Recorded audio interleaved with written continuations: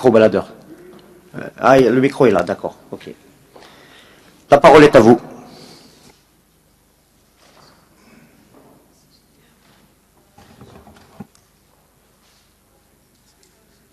Je suis sûr qu'il y a beaucoup de questions, hein. Ne serait-ce que sur les retards, etc. Donc il faut se lancer, simplement. Oui. Monsieur Amrani.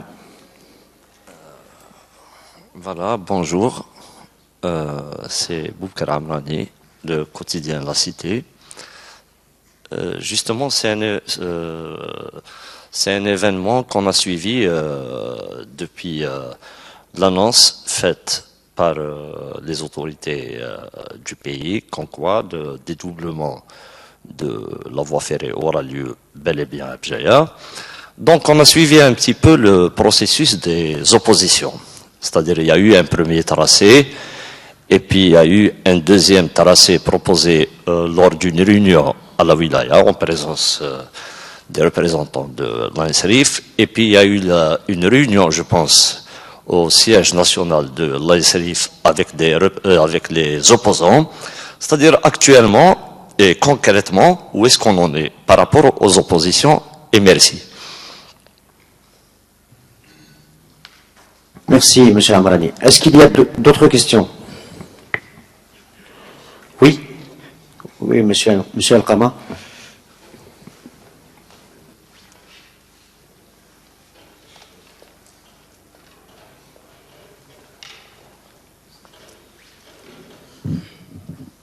Bonjour tout le monde. Donc tout d'abord, je vous souhaite la bienvenue à l'Université de Béjaïa et je félicite donc les trois présentateurs pour tous les détails qui ont été fournis. Moi, je vais poser deux petites questions. Je ne sais pas est-ce qu'il y a des éléments de réponse parce que l'ANSRIF est plutôt... Excusez-moi, monsieur Al-Qama, si vous pouvez vous présenter. Parce que bon, vous avez la bienvenue, donc c'est clair, vous êtes de l'université, mais si vous pouvez encore mieux vous présenter. Voilà, d'accord. Donc c'est professeur Al-Qama, je suis enseignant à l'université de Béjaïa et je suis responsable du bureau de liaison entreprise-université. Donc je disais que j'ai deux petits questionnements. Je ne sais pas si les personnes sont habilitées à répondre concernant ce projet. Donc déjà quand on lance un projet, quand même c'est un méga projet avec le montant qui a été donné. Est-ce que il y a eu un bilan de la ligne existante qui a été rénovée il y a 5-6 ans? Elle a été rénovée. Est-ce qu'il y a eu un bilan de son exploitation? Est-ce que en quelque sorte on voit la nécessité de la saturation de la ligne, parce qu'on a vu effectivement la saturation des routes, etc. Mais au niveau de la ligne, excusez-moi, moi je suis souvent à côté de la voie ferrée et je suis malade quand je vois les trains passer, non seulement la cadence, mais surtout en termes de transport, que ce soit de voyageurs ou de marchandises.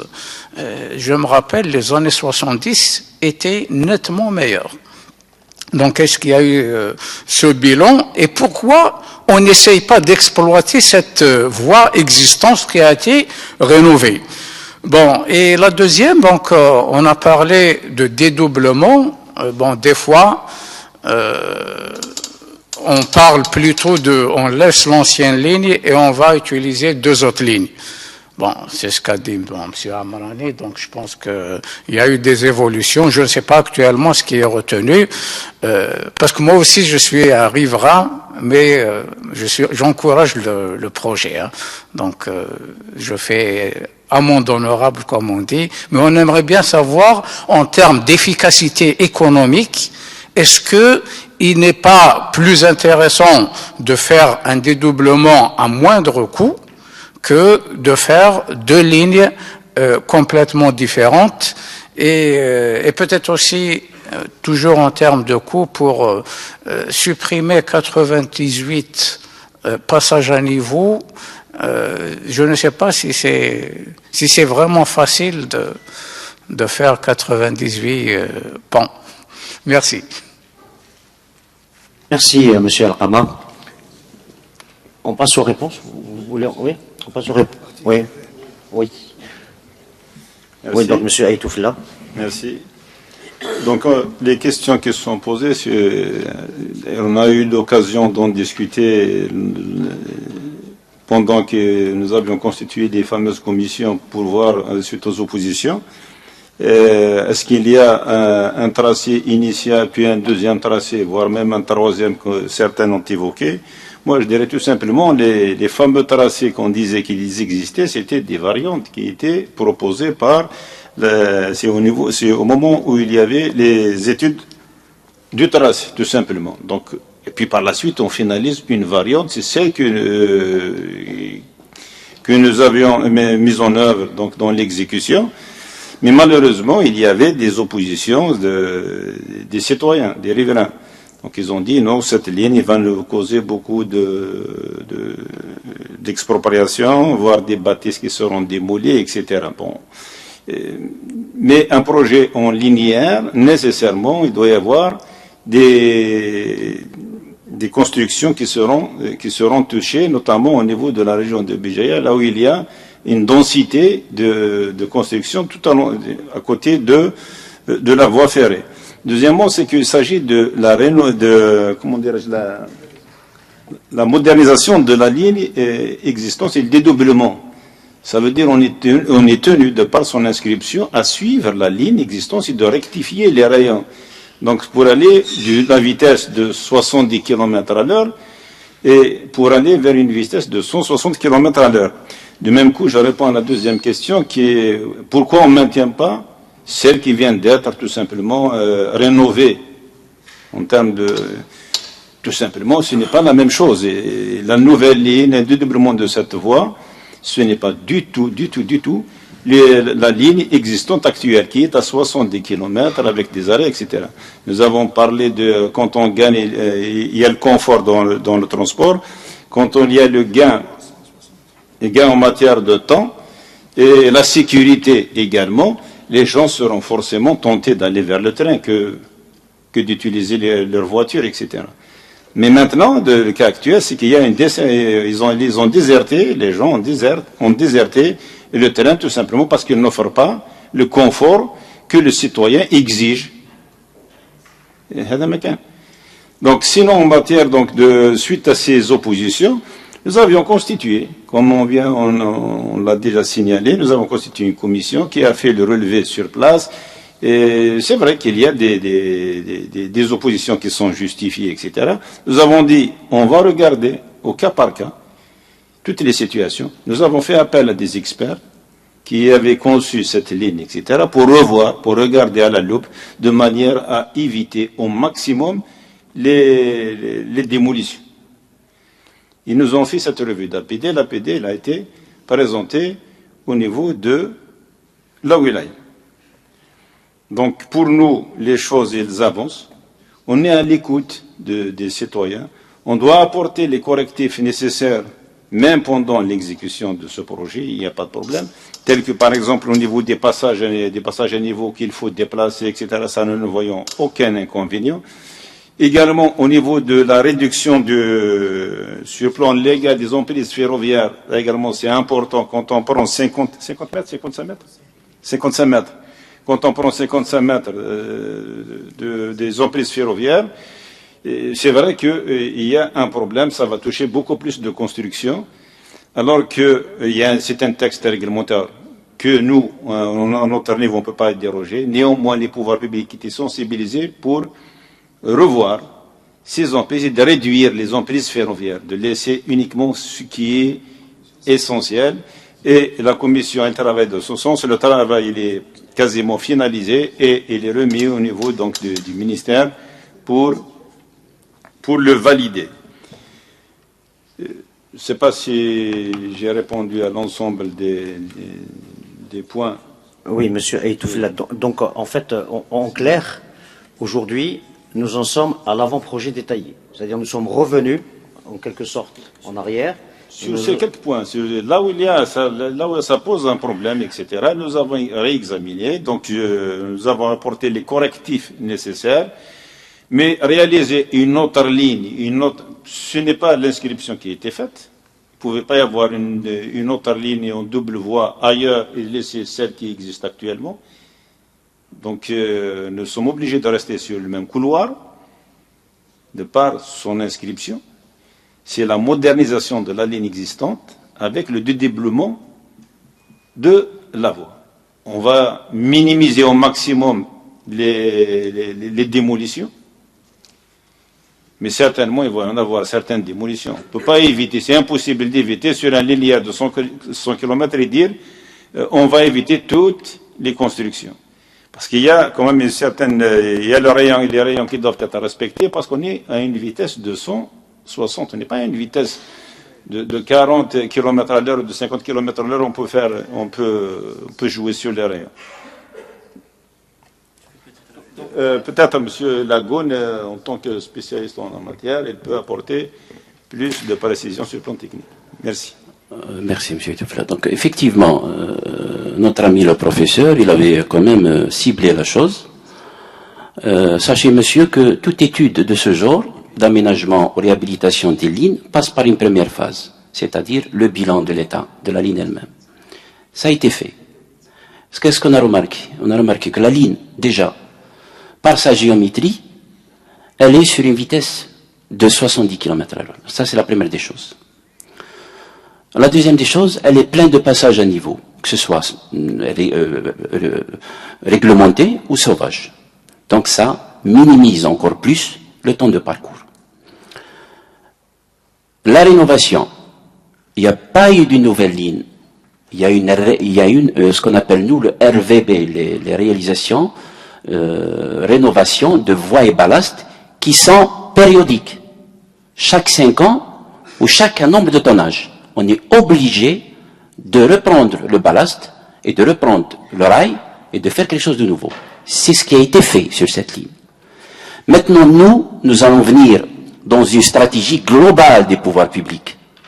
Vous allez me dire pourquoi élever la vitesse. Je vais vous dire que c'est une stratégie globale des pouvoirs publics. Les pouvoirs publics ont dit que actuellement le transport ferroviaire bénéficie de 2% du transport de fret, de marchandises.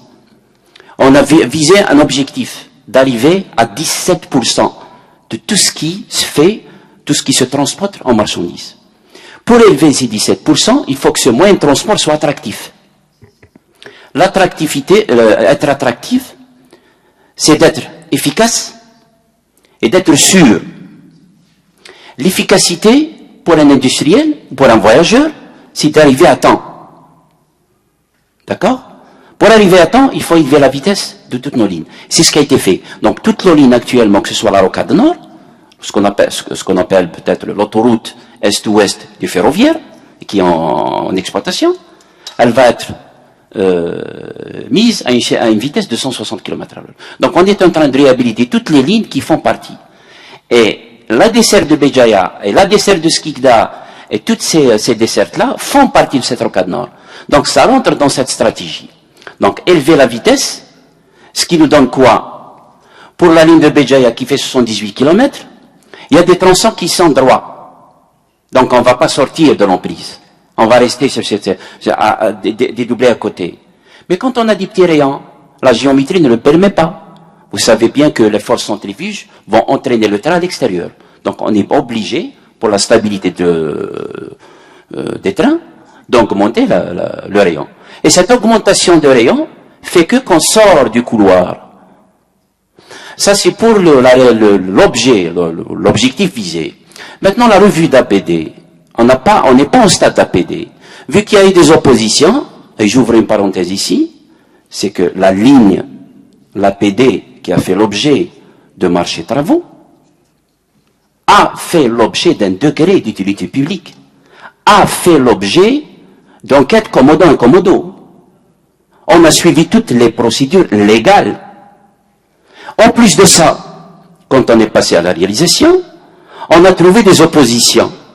Les pouvoirs publics n'ont pas voulu omettre ou passer au-dessus de ce blocage. Il y a eu des enquêtes sur le terrain qui ont été faites, déjà par la commission ad hoc qu'on vient de citer, donc pour recenser vraiment quels sont les points. À partir de là, il y a eu des présentations au niveau de la wilaya, avec l'ensemble des intervenants, que ce soit en partie civile ou que ce soit en les directions exécutives. Et on a dit que voilà, il y a quelques points qui nécessitent quand même de prendre en charge. Notamment, je dirais, Tikrit, par exemple, où les gens, quelques personnes, sont en réalisé à l'intérieur des emprises ferroviaires. Donc quand même, on ne va pas tout détruire, c'est pas possible. Donc on a proposé un tracé ailleurs, pour éviter quand même toute cette casse. Il y a par exemple, on est passé à côté de quelques zones industrielles qui ont été implantées après l'approbation de l'APD. Je dis bien après l'approbation de l'APD. Ils sont venus bien après. Mais on a rectifié quelques rayons. C'est ça le but de rectifier. On n'est pas en phase APD, on est en phase exécution. Mais là, Nesrif, et bien sûr par l'accord de la tutelle, parce qu'il y a une commission aussi des ministères des Transports qui sont venus ici et qui ont constaté eux-mêmes. Donc à travers tout ça, on est revenu quand même à quelques points pour reprendre ce tracé-là. Donc le bilan, monsieur, il a été fait sur cette ligne. Donc les objectifs par les pouvoirs publics, c'est comme ça, il faut faire comme ça. On doit élever la vitesse, on doit faire des infrastructures de base efficaces. Et sur cet investissement, on attend le retour. On est obligé, selon le SNAT, le schéma national d'aménagement du territoire, à 2030, ce qui a été visé, c'est de rapatrier, si vous voulez, 17% de transport de marchandises sur le ferroviaire. Voilà, je ne sais pas ce que j'ai répondu à toutes. Voilà, je vous remercie. Merci, monsieur Lagoun. Donc, nous comprenons, donc, à travers vos réponses, qu'en fait, il s'agit bien du dédoublement de la voie actuelle, et non pas d'un nouveau tracé, mais que les considérations techniques font que sur certaines zones, notamment les zones qui ne sont pas linéaires, il y a besoin d'avoir un nouveau tracé à cause du rayon de courbure qui doit être beaucoup plus important, enfin beaucoup plus faible plutôt, que non, rayon de courbure, donc plus faible, oui, le rayon de courbure, voilà. Donc de ce qui nécessite de sortir donc du tracé actuel. Moi, j'ai une question toujours dans la même logique. Je me mets comme ça, donc demain les travaux vont commencer. Vous dites sur les voies linéaires, ce sera donc un ballast, l'élargissement du ballast et donc une ligne parallèle à la ligne actuelle. Est-ce que cela va perturber le trafic ou est-ce qu'il n'y aura pas d'incidence par rapport au projet? Non, en général, on a l'habitude, ce qu'on appelle le phasage des travaux, et un phasage de travaux. Je vais essayer peut-être de donner plus de précision. On ne va pas seulement déployer le ballast, on va traiter la plateforme. C'est des trucs tout à fait habituels et que nos entreprises ou n'importe quelle entreprise réalisent facilement. Donc on traite la plateforme, on met notre plateforme, on ramène le ballast. Maintenant, le phasage, il se fait le plus normalement du monde. Lors de la réalisation, il y a ce qu'on appelle l'interception des trains qui vont venir. À cette zone-là, il va y avoir une réduction de vitesse pour le train passe rapide, parce qu'on va décaisser quand même autour de la plateforme, 1,5 mètre ou 2 mètres, ça c'est pour le rapport géotechnique. Et donc on va réaliser rapidement. Donc ça sera un truc de phasage, tout simplement. Ça ne va pas toucher beaucoup la circulation des trains.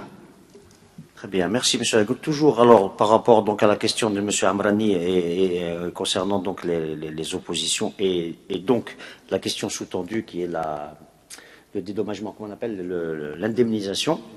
L'indemnisation. Donc, moi, j'ai noté, vous avez parlé de la réglementation qui impose 55 mètres en tout ou de part et d'autre, les emprises ferroviaires.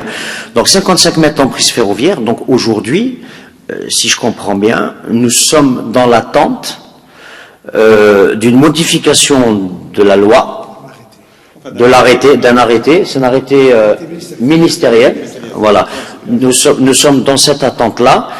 Pour pouvoir effectivement lancer les travaux. Sinon, il y a ou au moins dresser la liste exacte des gens à indemniser, qui devrait donc se rétrécir par rapport à la liste actuelle.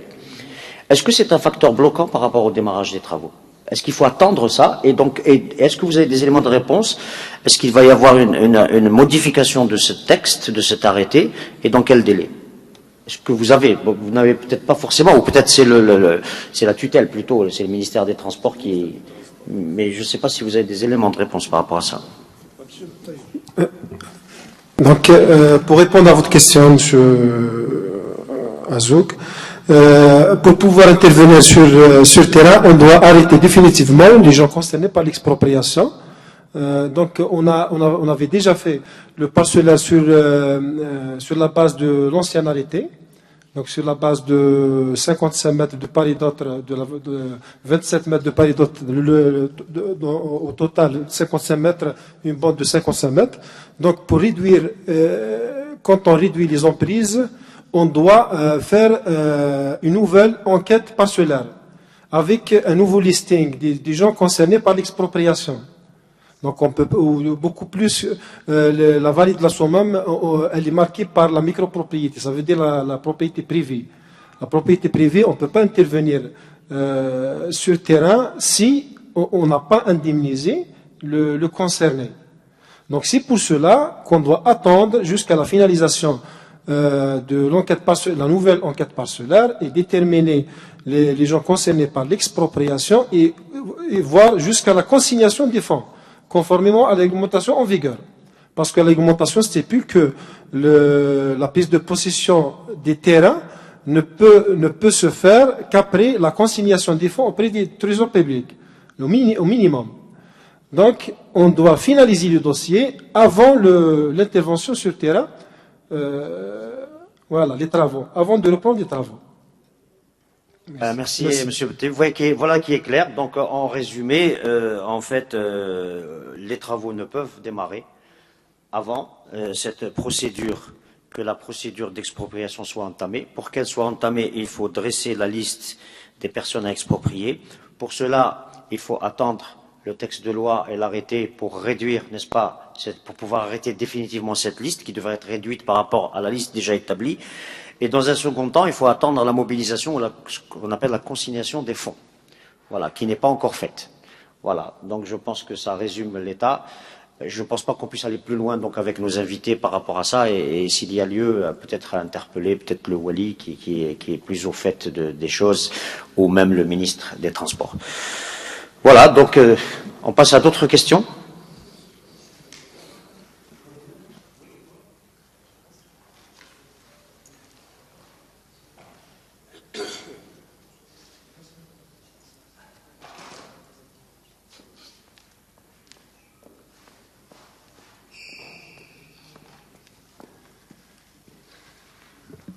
Bonjour à toute l'assistance.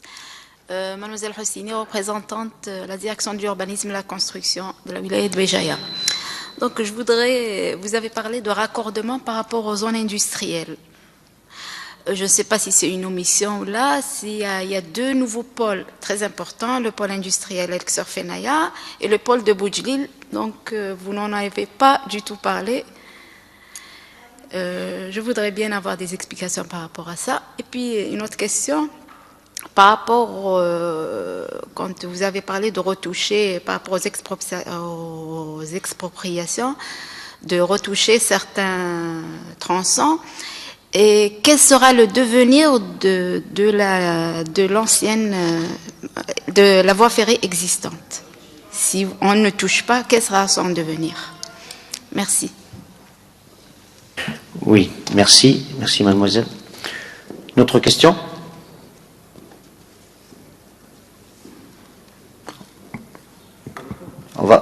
Non, pas d'autres questions? Oui, on va répondre. Alors, le raccordement au parc industriel, effectivement, nous avons entendu tout à l'heure que en fait les parcs sont venus après le projet de voie ferrée, mais il est clair qu'ils font partie aussi de la stratégie, donc de déploiement du gouvernement, donc des pouvoirs publics. Et au jour d'aujourd'hui, où en fait le développement industriel est au cœur en fait de la politique économique du pays, donc effectivement, si vous pouvez nous apporter des éclairages par rapport à ça. Vous avez tout à fait raison, Monsieur Azouk. Ces parcs-là sont venus, je pense que c'est les parcs qui sont gérés par l'ANIREF, donc c'est les fameux parcs industriels. Sachez, madame, qu'il y a une opération dédiée spécialement à l'ANIREF, une opération spéciale pour raccorder. Toujours est-il que ce parc-là, d'ailleurs il y a eu un grand travail qui a été fait, un travail de coordination avec l'ANIREF, plusieurs réunions ont été faites, que ce soit chez nous ou chez eux. pour quand même, déjà eux, ils étaient obligés dans leur stratégie d'implanter ces parcs le plus possible proche des infrastructures de base, et surtout l'infrastructure ferroviaire. Donc, il y a une opération qui prend en charge le raccordement de tous ces parcs à la voie ferrée. Parmi eux, je pense que le parc de Boujlil, la wilaya de Béjaïa, est pris en charge comme étant parmi les parcs prioritaires. Les 13 parcs qui nous ont été communiqués.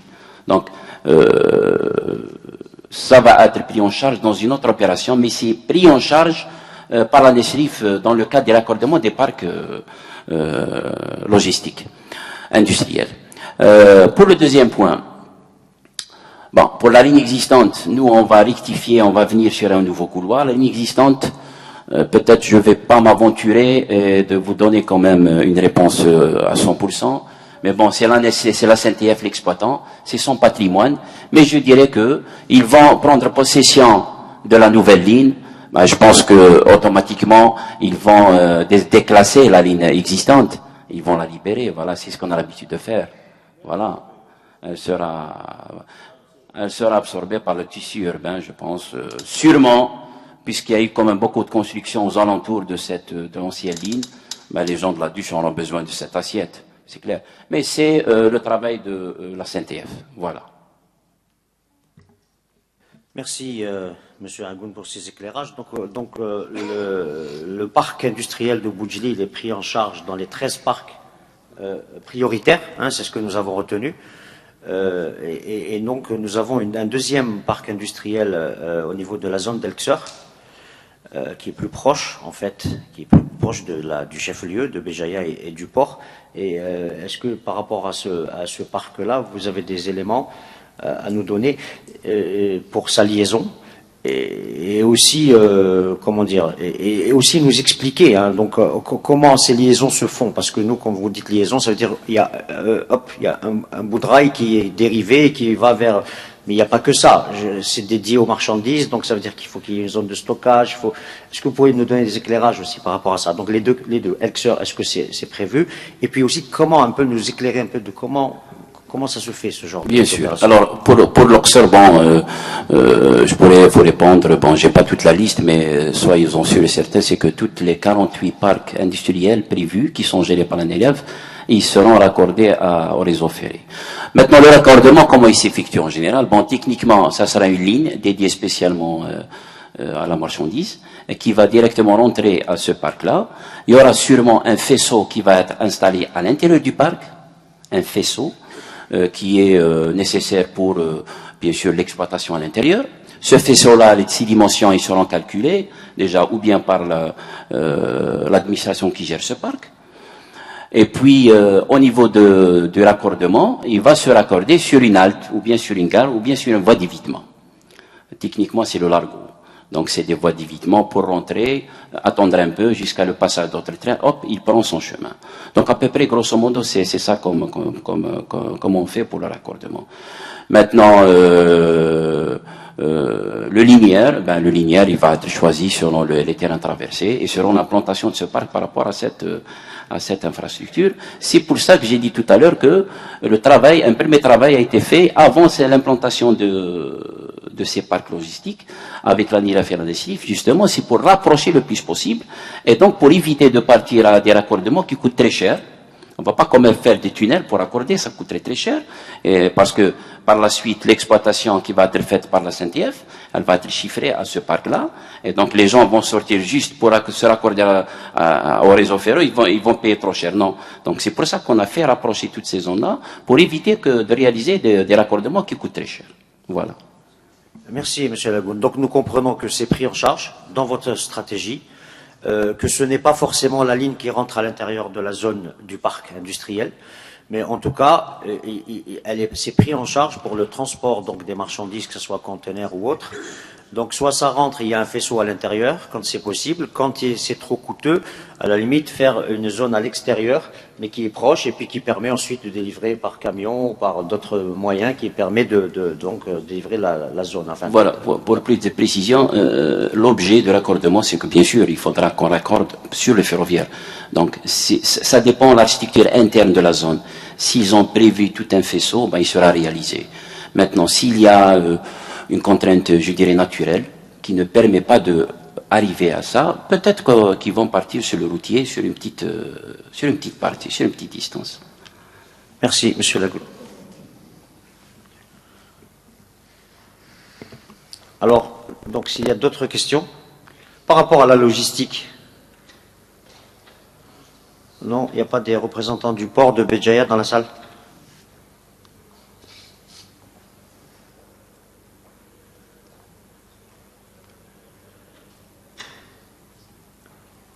Alors, bon, donc je vais me substituer peut-être au port de Béjaïa. Le port de Béjaïa a inauguré récemment donc une plateforme logistique au niveau de Tixter à Borj Barerch.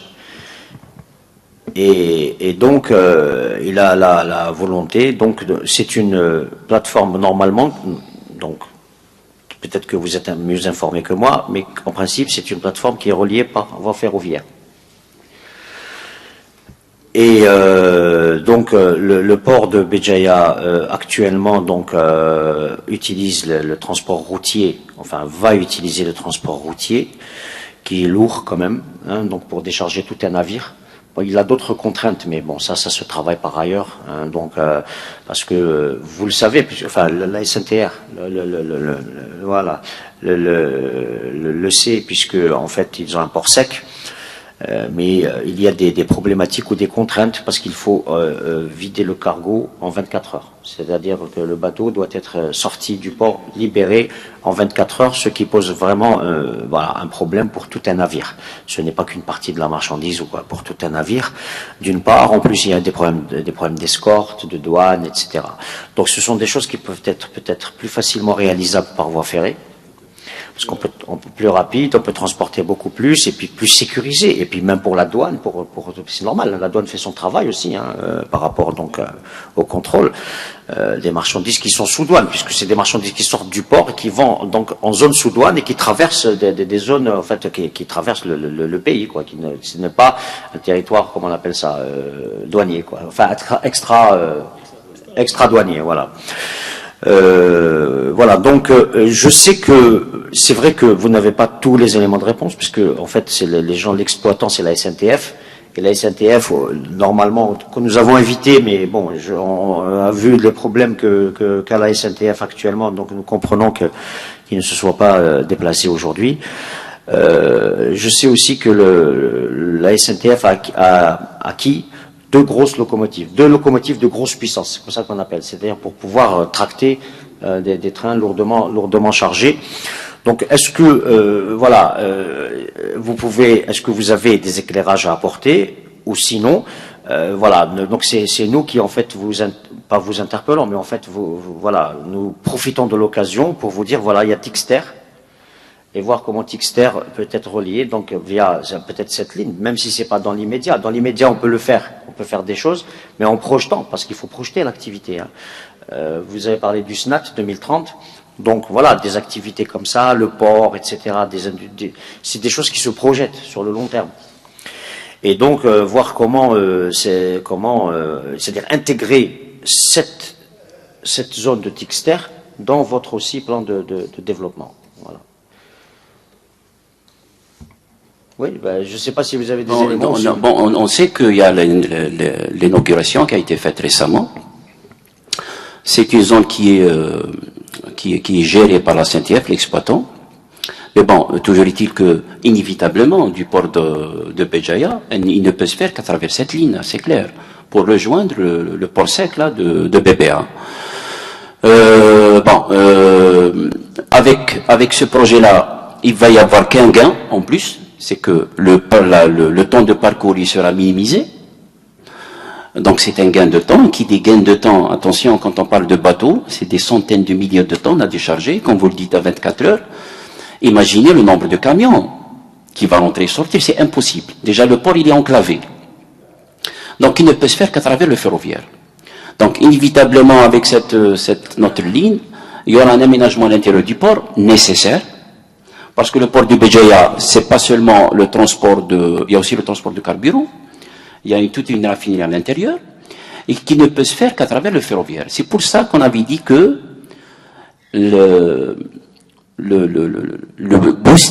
booster l'économie au niveau de Bjaïa. Certes, l'autoroute, elle va venir, elle est pour bientôt, mais elle ne pourra jamais répondre à un tonnage important que de celui du port de Bjaïa. Impossible. Il doit y avoir le ferroviaire. C'est une nécessité et c'est un retour d'expérience à travers le monde. Les pays se pèsent par leur réseau ferroviaire. Ils ne se pèsent pas par le réseau routier, c'est par leur réseau ferroviaire. Nous, on peut tracter, enfin, le ferroviaire peut tracter en une seule rame jusqu'à 2000 tonnes, une seule fois. Les bateaux qui sont 100 000 tonnes, imaginez au minimum plusieurs rotations. Imaginez combien de camions on va faire, c'est impossible. Donc c'est pour ça que bon, le ferroviaire il est nécessaire. Maintenant pour le port sec, voilà, bon, on n'a pas beaucoup d'informations. Aussi, il faut pas oublier que nous avons aussi un autre projet qu'on est en train de réaliser quand même, qui présente quelques retards dans la réalisation. C'est le tronçon Tnéa-BBA qu'on va aussi améliorer le service sur ce tronçon-là, qui est très important pour nous et pour le réseau de la Rocade Nord. Donc c'est un maillon qui est très très central.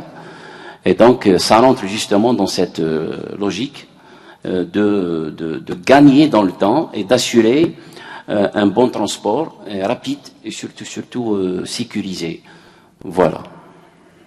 Alors, par rapport à ce tronçon Tnéa-BBA, effectivement, c'est très intéressant. Est-ce que vous pouvez nous donner, est-ce que vous avez une visibilité par rapport à la durée, par rapport à... Il en est où il est encore au stade d'études ou au stade d'études? Ok, merci. D'autres questions dans la salle? Il n'y a pas de questions? Moi, j'en ai plein. Moi, tout seul. Oui.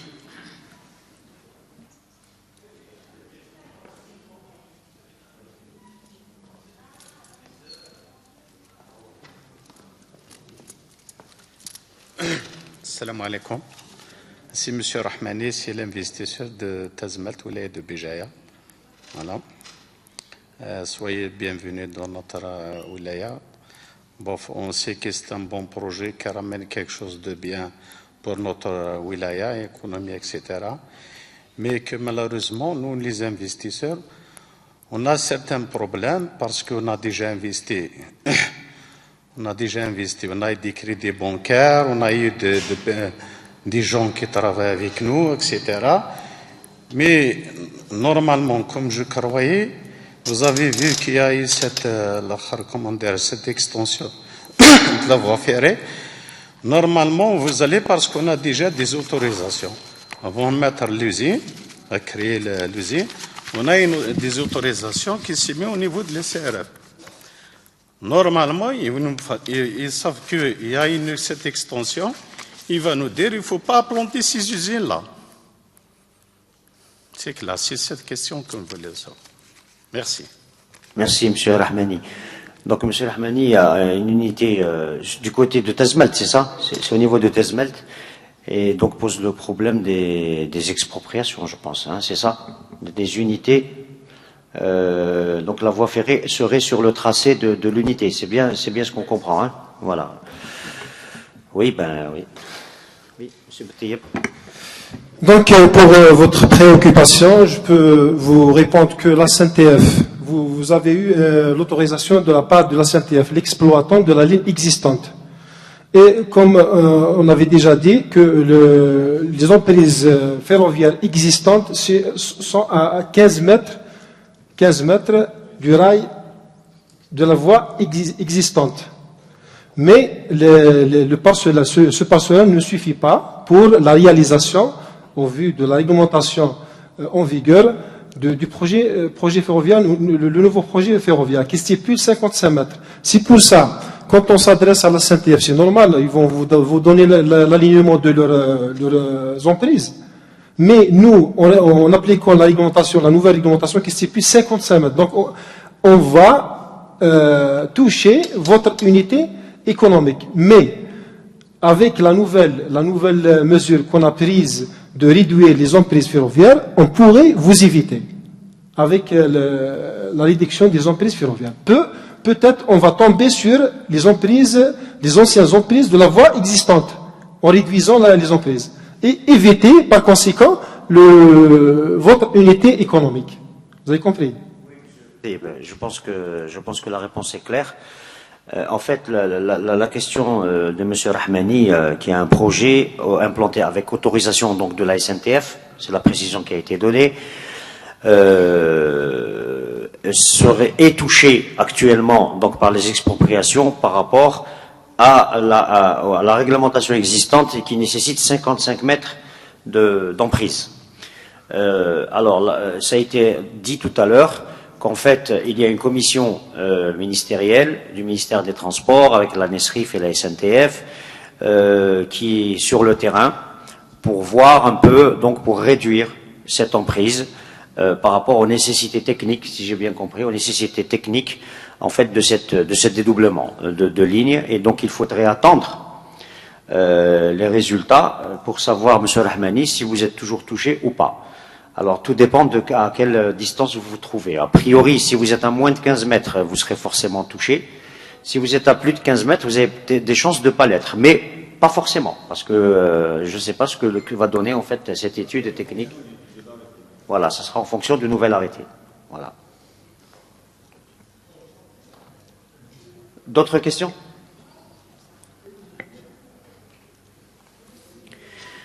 Alors...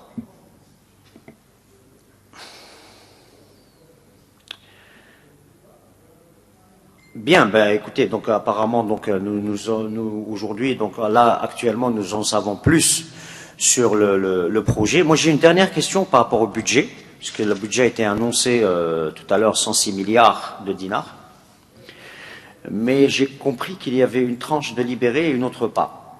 Alors, est-ce que vous pouvez nous en dire plus? Voilà. Est-ce que c'est un sujet qui a été largement débattu pour la pénétrante, hein, vous vous en souvenez, et on nous a rassuré que l'argent était disponible, bloqué, voilà, et donc il ne pouvait pas être repris par rapport, parce que là on est, je transcris un peu l'inquiétude de tout un chacun et des citoyens, parce que c'est une aubaine, disons-le, formidable, c'est une opportunité formidable pour la wilaya que ce projet ce nouveau projet, hein, même si c'est un dédoublement, ce nouveau projet de train à grande vitesse. Et donc, est-ce que le budget est disponible, entre guillemets, est bloqué? À part la première tranche, on a bien entendu qu'elle était libérée, mais pas la deuxième. Alors, est-ce que vous pouvez nous en dire plus par rapport à ça? Merci. Donc nous avons l'habitude qu'il y ait des inscriptions qui portent des anciennes inscriptions pour des montants pour la globalité, mais malheureusement les fluctuations font qu'on ne peut pas engager la totalité. Il s'avère que l'enveloppe était insuffisante. On engage une partie et ça fait partie donc c'est comment on dit, une tranche ferme, c'est une tranche qui est fonctionnelle, et l'autre partie elle est différée pour tout simplement attendre la réévaluation de l'opération. Donc cela ne veut pas dire que le projet est hypothéqué, pas du tout, mais bien au contraire.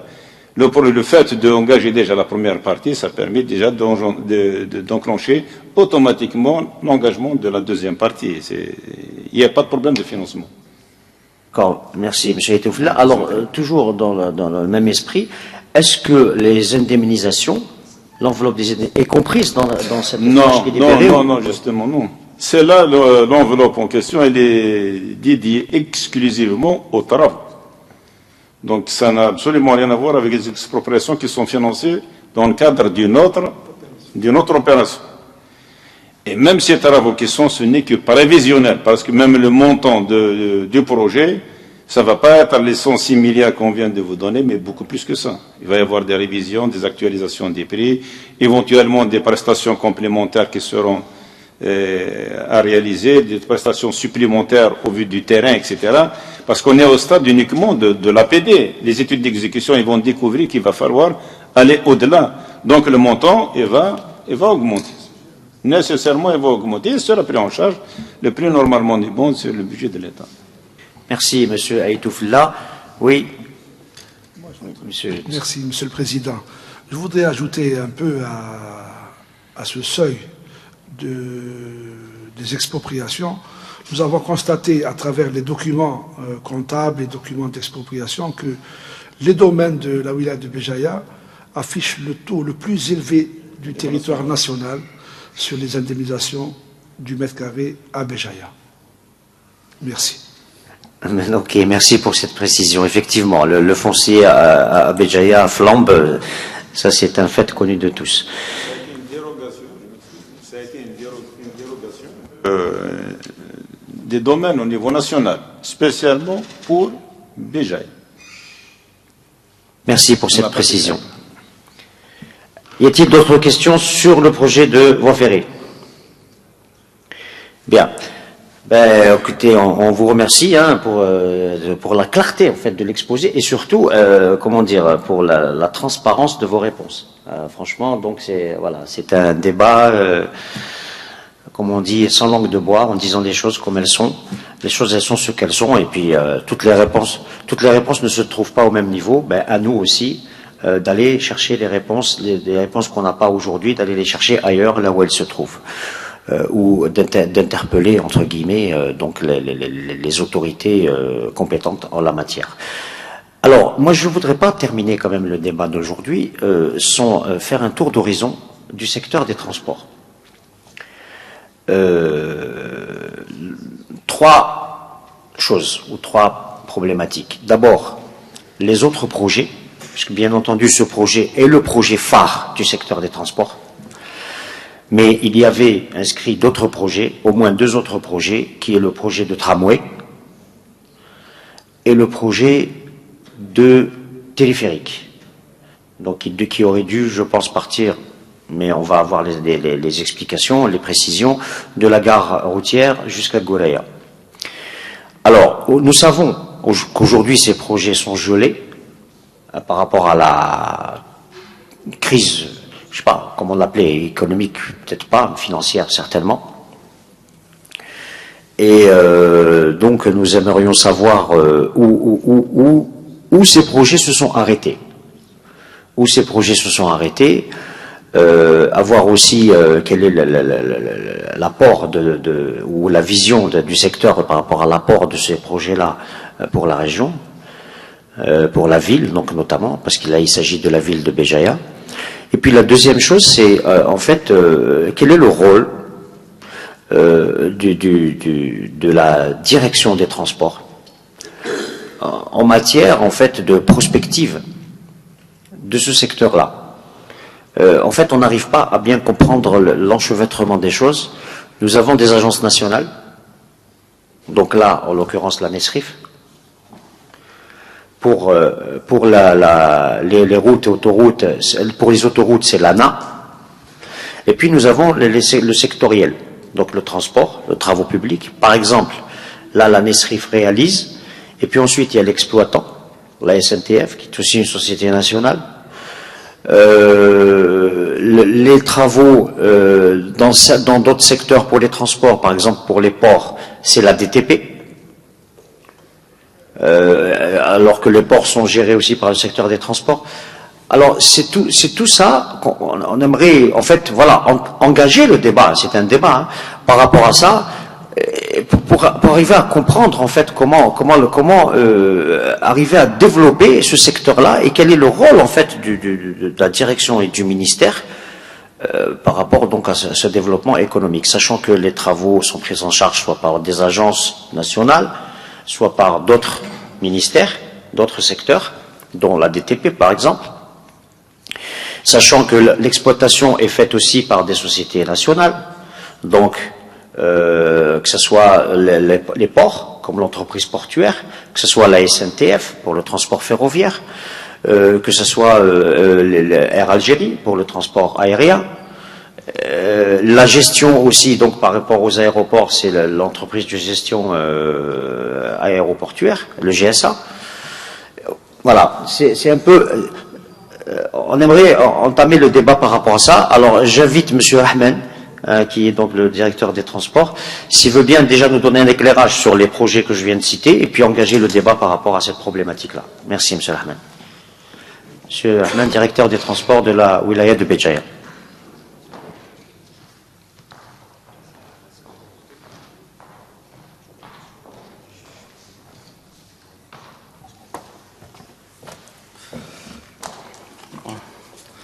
Bonjour à tout le monde. Donc, comme vous le savez, la wilaya de Béjaïa a bénéficié de 3 grands projets. Le premier, c'est le dédoublement de la voie ferrée. Les 2 autres, il y a le télécabine. Donc, la réalisation de la télécabine de la ville de Béjaïa reliant l'Khmis, cité Amimoun, plateau des ruines, fort de Gouraya. C'est un programme qui est centralisé. C'est le maître d'ouvrage, c'est l'entreprise de métro d'Alger. Je peux vous donner même le montant du marché qui est 2 633 62 377,54 dinars TTC. Le délai de réalisation, c'est 18 mois. Il y a un groupe d'entreprises pour la réalisation. Donc, il y a 3 entreprises. Il y a Pomagalski, c'est français. Il y a le Travomed, Algérie. Il y a Bapiva, c'est Algérie. La ligne, c'est avec une longueur de 1,972 km. Nombre de stations, il y a 4.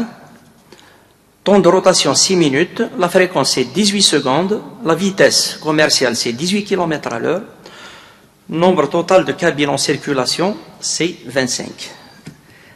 La situation du projet actuellement, c'est un marché concerné par la décision du gel du gouvernement. Bien sûr. Le deuxième projet, c'est la réalisation d'une ligne de tramway dans la ville de Béjaïa. Le programme, c'est centralisé, c'est une opération centralisée. Le maître de l'ouvrage, c'est l'entreprise de métro d'Alger. Les caractéristiques du projet, c'est avec une longueur de 9,7 km. Nombre de stations, c'est 19. Voilà, le nombre de voyageurs transportés, c'est 8800 voyageurs, les 2 sens. La fréquence de passage, c'est 4 minutes. Donc l'approbation de l'étude de faisabilité par le comité de pilotage en date du 20 février 2014 au niveau de la salle APW de Béjaïa, sous la présidence de M. Loueli. Le tracé est retenu, il est retenu. Donc c'est un projet avec un bureau d'études CNR espagnol. C'est un projet qui est concerné par la décision du gel, c'est normal. Donc pour votre attention, donc il y a je remercie monsieur le Wali de la Ouïd de Béjaïa qui a demandé la levée du gel pour ces 2 projets. Merci. Merci monsieur Rahman pour ces explications. Voilà, donc on comprend que à travers vos explications que le projet de télécabine est bien avancé en fait. Avant le gel, était bien avancé, puisque si les entreprises sont retenues, c'est que l'étude est terminée, puisque vous avez donné des indications. Donc apparemment, l'étude, alors après, vous avez parlé des entreprises avec un groupement de 3 entreprises, dont Travomed, et une entreprise française et une autre, dont j'ai pas retenu la nationalité. Pomagalski, France. Oui. Et Bapiva, Algérie. Voilà. Donc c'est un groupe d'entreprises pour la réalisation de ce projet. Donc en fait, en termes, dans le séquencement des projets, il en était où au moment du gel? Non, c'est c'est le maître d'ouvrage, c'est le métro d'Alger. Ils ont fait des plis pour le marché. Après, donc on a trouvé ça dans le problème du gel. Donc, très bien, mais je veux dire, le montant alloué est déterminé, le groupement d'entreprises retenu, ça veut dire qu'on en est à la phase de démarrage, quoi, c'est ça? Normalement, à la phase de démarrage. Très bien, donc l'étude terminée, tout est bouclé, quoi. Ça, c'est pour le télécabine. Le télécabine, oui. Oui, télécabine. Oui, pour le tramway, c'est l'étude de faisabilité qui est... Oui, il y a uniquement l'étude de faisabilité qui est terminée et approuvée par le comité de pilotage le 20 février 2014 au niveau de la salle de la POI. Alors, le comité de pilotage, c'est quoi exactement? C'est une commission de l'exécutif, les membres de la POI, pour...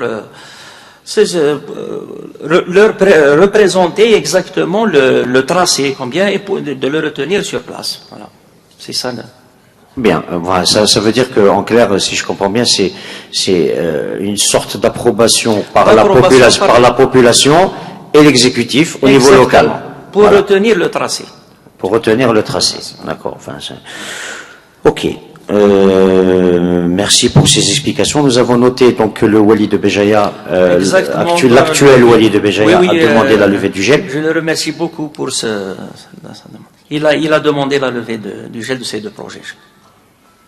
Très bien. Ce que je peux rajouter, c'est que au FCE, en fait, lors de la dernière visite du ministre des Finances, nous avons soulevé ces questions-là et nous lui avons demandé en fait la possibilité d'un autre type de financement que le financement par le Trésor public pour ces projets-là, puisque ce sont des projets qui vont forcément générer du cash et donc pourquoi pas intéresser aussi des entreprises spécialisées dans le domaine, bien entendu, pour un financement, pour voir quel type de financement en termes de project financing approprié, et puis pour donner aussi une concession d'exploitation pour que les gens puissent rentrer, en fait, puissent avoir un retour sur investissement.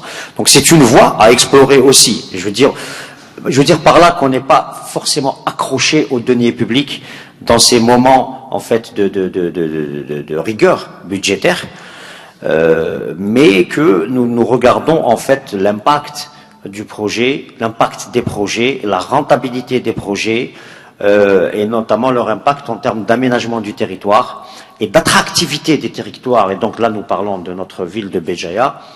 Voilà, c'est ça qui est important, qu'il est important aussi de développer ensemble. Hein. Et aussi, donc ça m'amène à la deuxième partie, en fait, de ce qu'on voulait, en fait, débattre aujourd'hui par rapport à vous et votre secteur. C'est comment initier, en fait, un échange pour arriver à avoir une vision du développement du secteur des transports.